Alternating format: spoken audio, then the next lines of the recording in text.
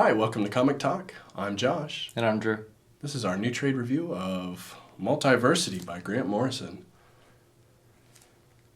Yeah, let's start off just talking about this craziness. What's your overall impression right off the bat? Let's just give them... It's fucking weird, man. There's a lot of... it kind of reminded me of reading like William S. Burroughs and a lot of maybe planned lostness for the reader. Mm-hmm. Like, I don't think you were supposed to necessarily know what was going on a good deal of the time. Right. Which is cool. You kind of have to know that you're getting into that. Otherwise, you just kind of beat yourself up about not understanding things that, clearly you wouldn't understand at that point. That aside, there were some very high moments in most of these issues for me. Things that I found in the writing, that were super impressive or funny at completely absurd times. A lot of the artwork is super good in some of them. So, yeah, overall, I liked it. Okay. I have kind of a mixed reaction to it, and I found myself having a mixed reaction throughout. First of all, I noticed it's sort of a mixture of a lot of Morrison's early work. A lot of his more, metafiction is what it's called, Mm-hmm. where there's a lot of reference to the fact that it's a comic. Mm-hmm.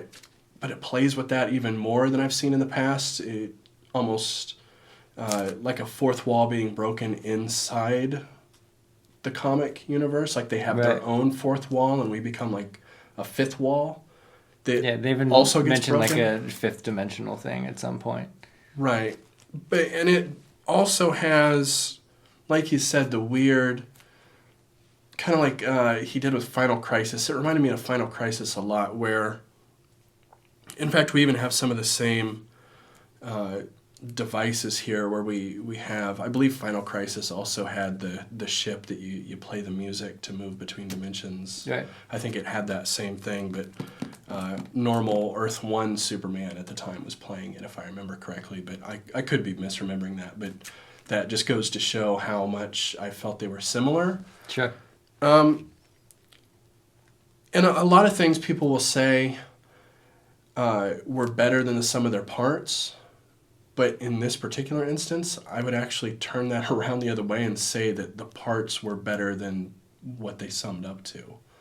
I would agree with that to the point that there are few standout issues for me. The rest I thought was pretty good, and like I said, I found, something to enjoy about each of them. But yeah, I would say that some were head and shoulders above the rest. I would agree with that. Well, I just felt like he made a big hill of really beautiful beans that, as soon as you step on the hill, it just falls apart. It's sort of... Okay. I don't know. But yeah, that's kind of how I feel about it. Do people say that? I don't know. I said it. About the beans and stuff? A hill of beans. Well, cliche? It amounts to a hill of beans. Have you never heard? No. Okay, well, amounting to a hill of beans is a thing. And then there's beautiful beans, So I thought a hill of beautiful beans is kind of appropriate. But you're talking about the baked beans? Yeah, don't listen to me. All right. It's kind of Grant Morrison-esque in itself. I guess it probably is. And who did you say this reminded you of? William S. Burroughs. Burroughs? See, for me, it reminded me more of maybe Kurt Vonnegut. But Morrison always gives me a Vonnegut vibe. Yeah, Vonnegut makes a little bit more sense to me, I think, most of the time. Even in Cat's Cradle and Slaughterhouse-Five, when, there were some spots that were just, like, way out of left field. You caught on pretty quick to what was going on. It was within a paragraph or two, and you're like, okay, well, this is just, back in time or something like that, or some alternate plane of existence. But, yeah, there were most of the issues where I felt lost. Yeah, that's fair. I suppose my Vonnegut influence that I'm seeing here is just in the absurdity, I guess you could say, or maybe even a bit of a Douglas Adams to it. Where it's just the most absurd connections to things are made throughout that are only important because Grant Morrison tells you they're important in the comic. Otherwise, you would never make these connections between the plot points. Sure. They're almost like it's the most MacGuffin-y MacGuffins you'll ever read, and it's kind of intentionally made that way. Mm-hmm.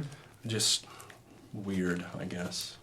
Yeah, even references some of that in like the last issue with the Flash scene that they have, and he's talking about how he's doing this other thing that he did in this other story, and Right. and it's that. Yeah, well, so we both kind of mentioned how there were certain things in here that we liked. Do you want to go through and maybe talk about some of these issues in a little more depth? Yes. All right. Yes, I do. Let's do that. All right. Let's start off. Before we get into any of the real stories, let's talk about this, because this is kind of the linchpin that sat in the middle and kind of tailspun what we knew.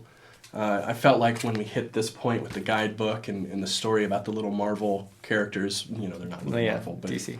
What the hell ever, little DC or little Justice League or whatever the hell they're called, little tykes. Yeah.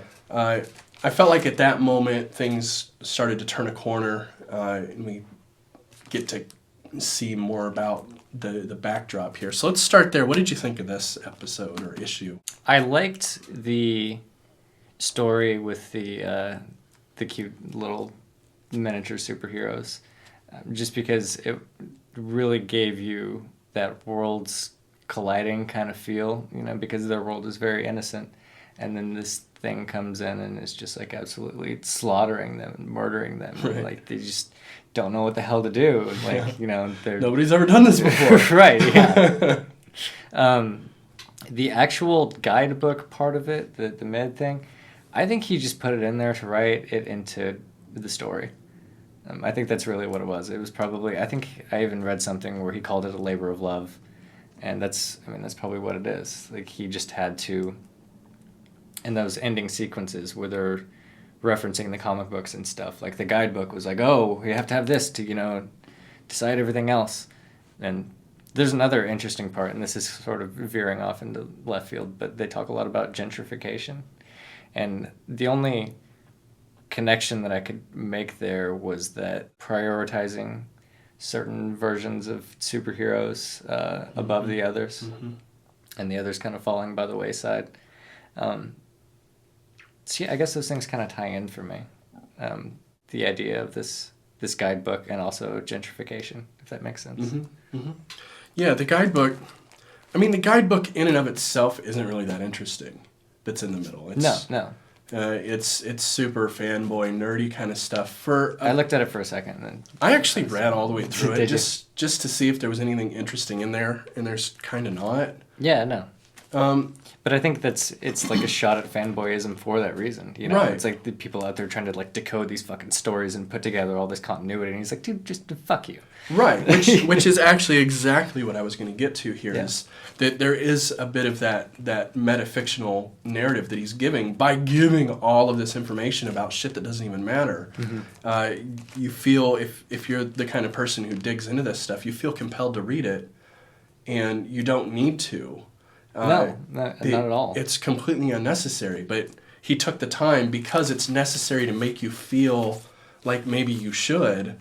He took the time to do it because it's necessary for not only the story, but for the reader to get the full impact of this Ultra Comics.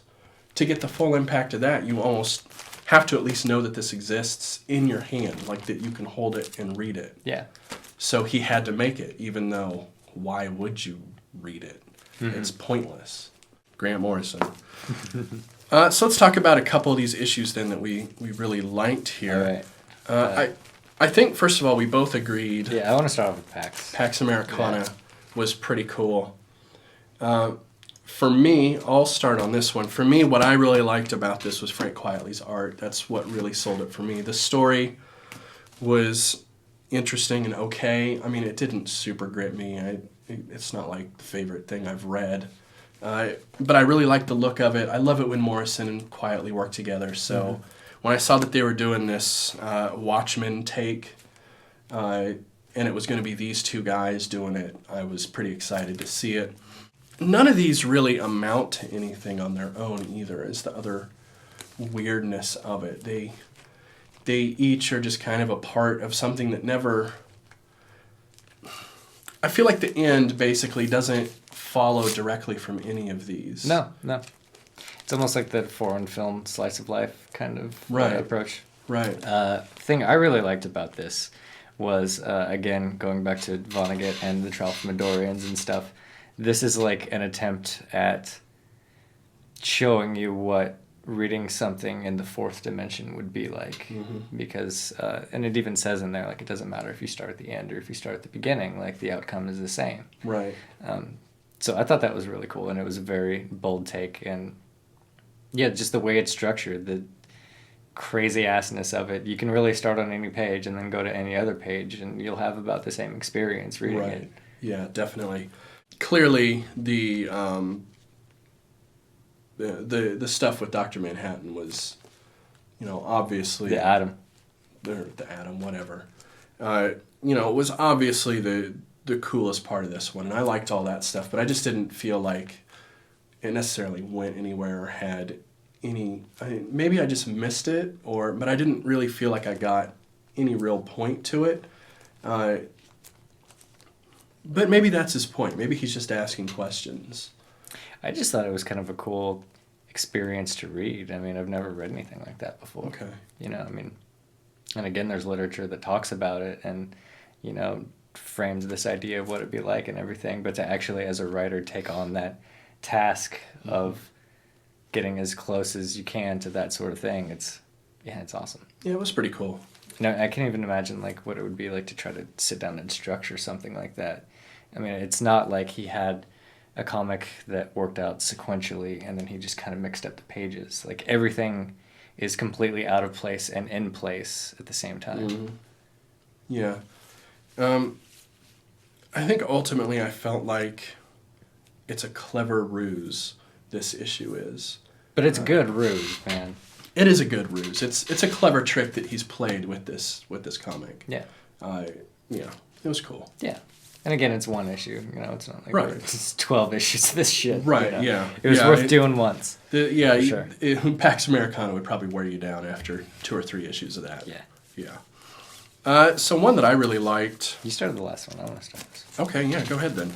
So this Masterman, you can see Uncle Sam and this other fella arm wrestling on the cover. So this one is, as I understand it, there's one of the Earths that's the Superman Red Sun one. And this to me kind of felt like it was playing with that a little bit because it's not the communist Superman, but it's basically the same thing while being completely different in that it's like a Hitlerish Superman. Like the Nazis discovered the rocket, and throughout time, just all the superheroes ended up in Germany instead of in America. So what did you think about this one? I liked it quite a bit. It's one of those who's the terrorist kind of stories. I'm not sure that I think Grant Morrison's the best guy to tell this story. Yeah? Yeah, I liked it. I enjoyed it. The beginning was hilarious when Hitler was all pissed off because he's reading a Superman comic and like Superman's beating his ass in it. Yeah. Yeah.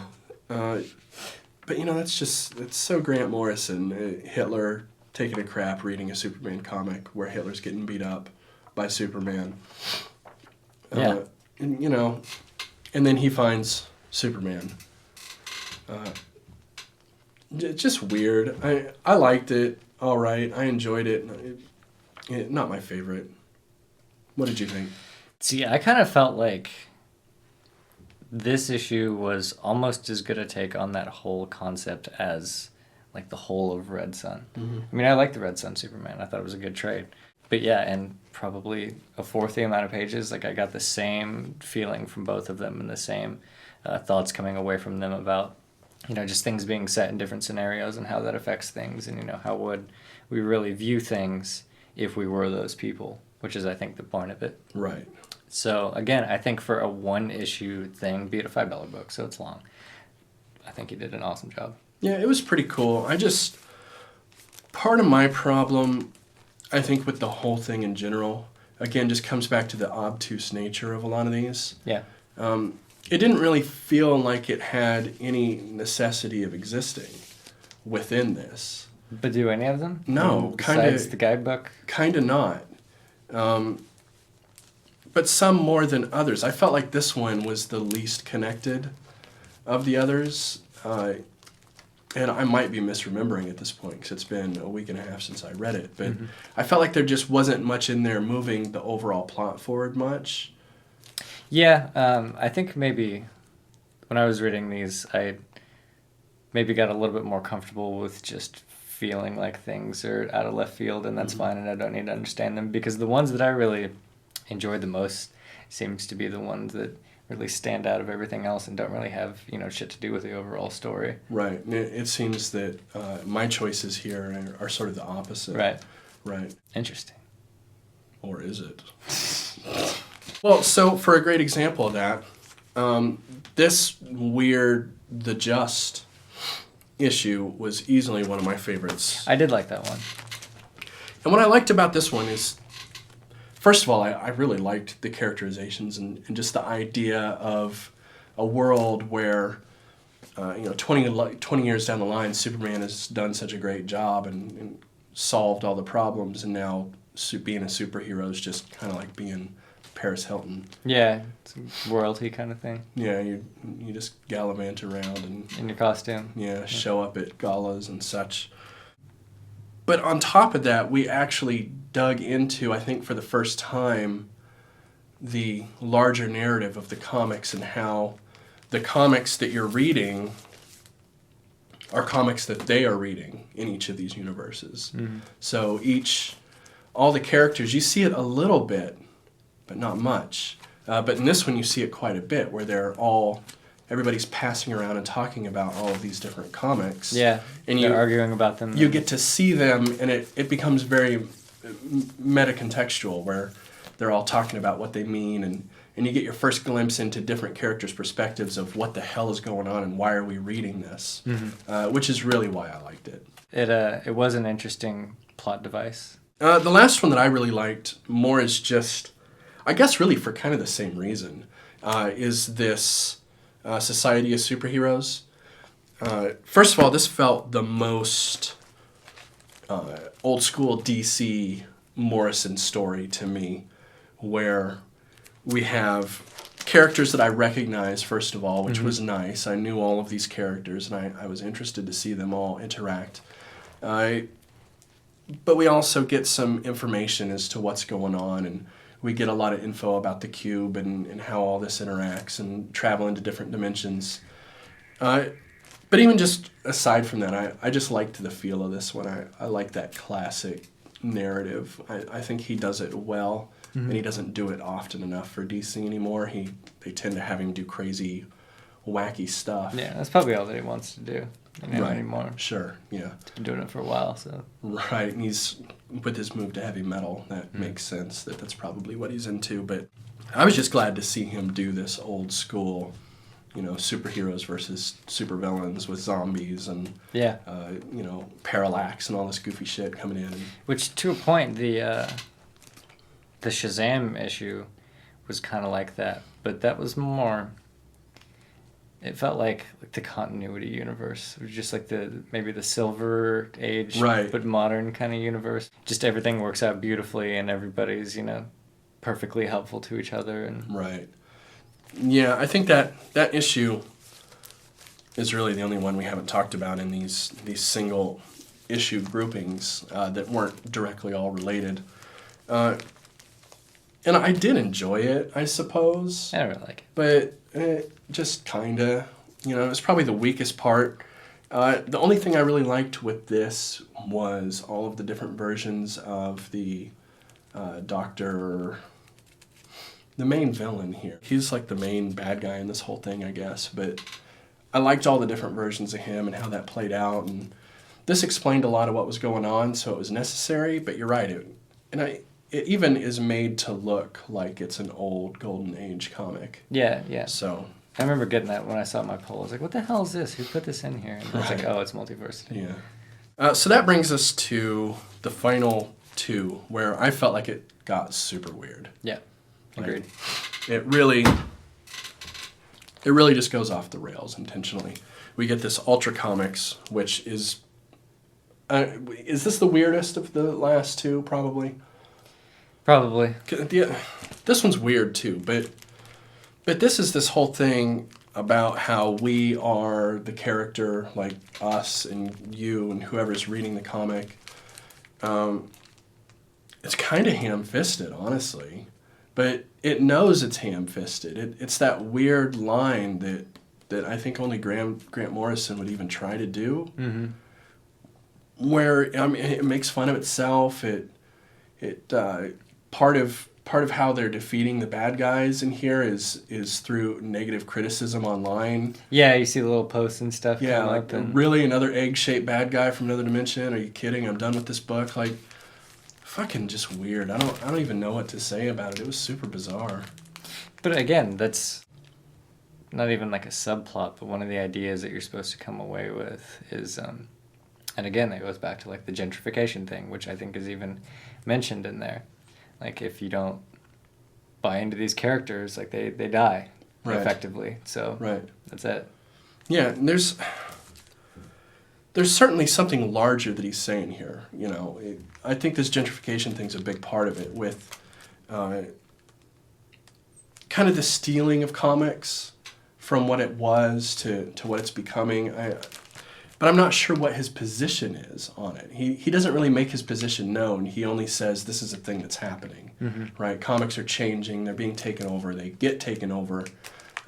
Maybe even DC specifically he might be talking about. It might be a comment about, you know, where DC has gone and what the state of it is now.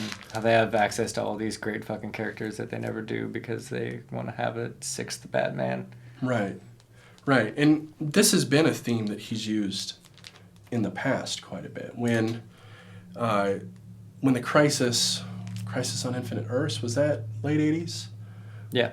When that happened, the series that he really got to start off with, which I love and I talk about all the time, I can never seem to talk about enough, is Animal Man. That's the reason I love Grant Morrison, is that series. One of the central points of that is that his life keeps changing in fundamental ways because continuity keeps getting fucked with. Yeah. Like, somebody comes in and decides, well, Animal Man's boring, he needs to be edgy, so the next issue, all of a sudden, he's got a leather jacket. He's like, why the fuck do I have a leather jacket? Like, I don't remember thinking leather jackets were cool, but now I have one. I don't know why. I didn't buy it, and here it is. Right. Yeah. It seems like I've always had it now because everything I talk about is, you know... and so he's coming back to these early themes that he had back there, but just from a completely different angle that seems less... It seems like he's given up being angry about it or even being negative about it, per se. Now it's just part of the plot device. It's like, fuck it, I'll just write stories that use it to my advantage, maybe. Sure. Yeah, to an absurd level. Completely absurd. Because it is absurd. Yeah. You know, especially DC, the way they constantly twist and turn and play with their Earths and worlds, it is absurd. So I can see what he's getting at, especially with that guidebook, the absurdity of the guidebook in the middle of that. All of this absurd information, we get back to that again. Clearly that's the point. Like, this is just absurd. But... I'm still not sold on the fact that absurdism makes it interesting in and of itself. Context, I guess, would be my response. Because this was on the shelf at the same time as Jeff Johns' Superman. Right. You know? This was probably one of the only interesting things that DC had going on, or, you know, has had going on for a while. And... I think it's important that, you know, the one titles that they can get to really stray away from that mess do so and make a point of doing so. Right. And yeah, you do make a good point that in the last, 5 years we've had New 52, we've had Convergence. Over at Marvel we've had the Heroic Age thing, we've had the all new, all different. Like, we keep doing these... Secret Wars. Yeah, Secret Wars, and we got the Ultimate Universe and the regular universe, we got... Vertigo, and we got regular DC, and it is absurd, and especially now more than ever, probably. So I think context, you're probably right, is important here. Yeah, And I think as another point, he was kind of showing the younger crowd, like, go out and do something that's interesting. Right. Look what I got away with. Think about what you can get away with. Go try to get away with something. Right. Yeah. Do we have anything specific? Do you have anything you want to talk about specifically with this one that we haven't covered? There was a funny moment where Vampire Wonder Woman wanted a latte and Vampire Batman wanted an Americano. Yeah. It was pretty good, I guess, but I don't. We've covered pretty much. It was really just a continuation. I was surprised that it felt more of a continuation of the Ultra Comics issue than the Multiversity #1 issue. At least when I was reading, that's how it felt to me. Mm-hmm. Like he crammed that story into those last two a little more than bookending. Yeah, well, it didn't feel like two bookends to the series like I thought it was going to. It definitely had, characters in it from all of them, really. Like, they all showed up, and that was kind of the point. But you're right. It was kind of like scramble, scramble, scramble, scramble, and then just, at the end. Done. Yeah. Yeah. Yeah. I think maybe he probably could have done that issue in 2 or 3 issues, and I think I would have liked it more. Mm-hmm. But it all works, and I don't think the overall story is the most important thing here, strangely enough. No. The important thing is just, like you said, the absurdity of all the different comics and how they work together, and just, the between the lines shit is really what you get out of it. Yeah, the gentrification of comics, and also the fragile nature of character in comics, just in general. I think that's probably a pretty big theme here as well. Well, so overall, would you recommend this? And if so, to who? Not to new readers ever. It's a tough call. I think if you're into weird shit, you like it. I mean, if you're not, he's probably won't. Yeah. If you like Jeff Johns, you won't like this. If you like Grant Morrison, you will. That's really what it comes down to. I think that I always kind of see them as the two main sides to the DC universe. Yeah. Well, and now there's also this Tom King, Jeff Lemire grouping at DC. And I think people that are into that stuff, the Image line of people, the guys who are doing a lot of work elsewhere and coming and doing DC stuff, you're going to be kind of 50-50 on it, I think. I think a lot of our viewers are going to be split down the middle on this one. I really do. Yeah. Yeah, and even, we both liked it, but we liked completely different, issues and things about it. So right. It's hard to say. Yeah, and I didn't love it. Yeah. And I'm a big Grant Morrison fan, or at least I feel like I am. Mm-hmm. I didn't love this. I liked it about as much as I liked Final Crisis, and I didn't love Final Crisis either. I think it's another Final Crisis sort of thing. Yeah. Probably the more DC you read, the more interesting this would be. Yeah, I've never been into, big team things with a bunch of people showing up. Like, when I was reading Spider-Man and Spider-Verse happened, I was pissed off because it's hard to escape team books sometimes. Mm-hmm. And I did get a little bit of that vibe to it where I don't feel like certain things that I'd like to see developed were given due time just because there's so much crazy shit going on. Mm-hmm. But again, with that being sort of the point, I don't know if that's necessarily like a criticism that I can even make, but it's not something that I liked. Yeah, I liked it overall. I'd give it like a 7. Yeah, 6.5, 7, somewhere in there for me. Out of 1,000. If you think it's your cup of tea, it's probably you'll think it's okay to good. Yeah. If you still want to read it at this point, you'll probably like it. Yeah. All right, well, I think that's going to wrap it up for us. Mm-hmm. Check back with us next Wednesday. That's just in a couple days. We have our weekly pull list review where we'll pull a few titles for the week. Usually we have between 3 to 5, generally. We'll talk about what we liked and didn't like from the week off of our own pull list. You can check back with this next week where we will be talking about Batman and Robin Eternal. Is that right? Yes, for 6 issues. All right. We're going to talk about the 6 issues that are out so far or will be out so far at that point. And here in a couple of weeks, we're going to do Runaways, Volume 2. So you'll probably like that because that's good. It is good. And they probably will like it. Yeah. Yeah. You should also like us by clicking the little button down there that indicates that that's how you feel about the video you've watched. That's how you feel. Yeah. Yeah. And then you should subscribe so you actually see the stuff I just told you about. Yeah. Right?